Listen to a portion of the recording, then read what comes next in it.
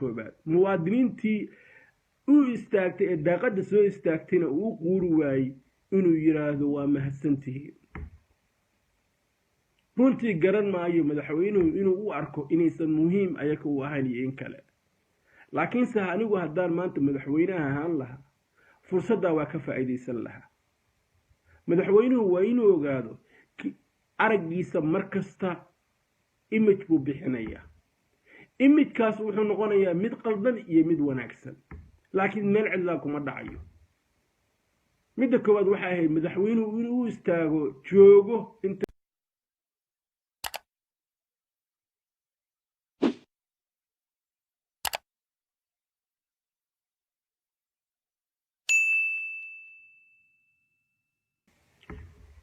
السلام عليكم ورحمة الله تعالى وبركاته وأنا سلام يا بشرة الصومالية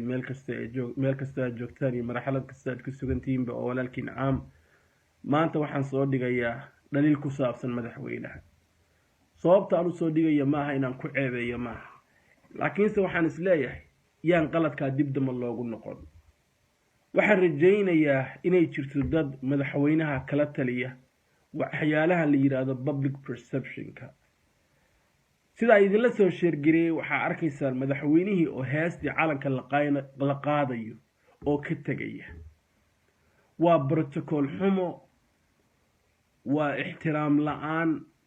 heesta calanka oo la qaadayo in madaxweynuhu meesha ka dhaqaaqo maxamed cabdullaahi farmaajo meeshuu soo istaagay saasuu yiri waa iska tagay heestii oo la qaadayo sharciyan wax wanaagsan maaha midda kale madaxweynuhu ummadda tixgelin badan uma haya miyaa kow calankii asoo iyadoo la qaadayo iskaga tegay midda labaad ummad Soomaaliyeed oo shaqadoodii ka soo tagtay oo guryahoodii ka soo tagtay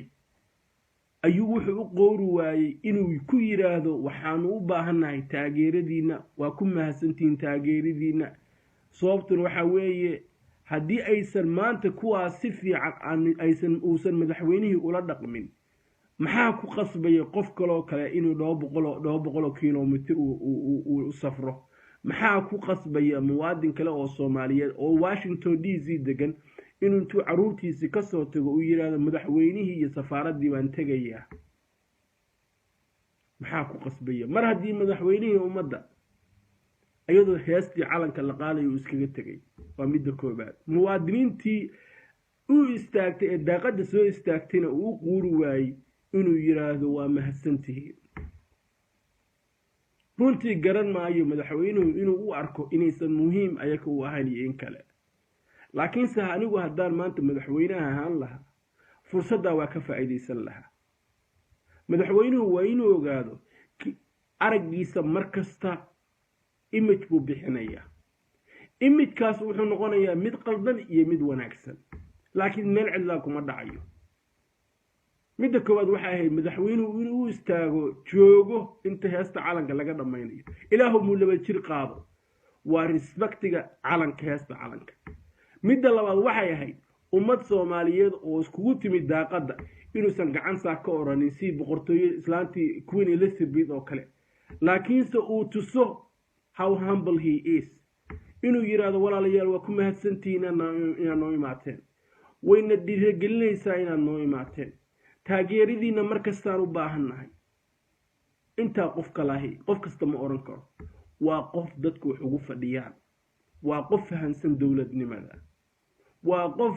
raba picture kasta oo laga qaado iyo image kasta oo ka baxa asaga inuu dad u keeno laakiin aysan dadku ka cararin kala madaxweyne haddii aad ogtahay iyo haddii kalaba public perception kaadu aad buu xun yahay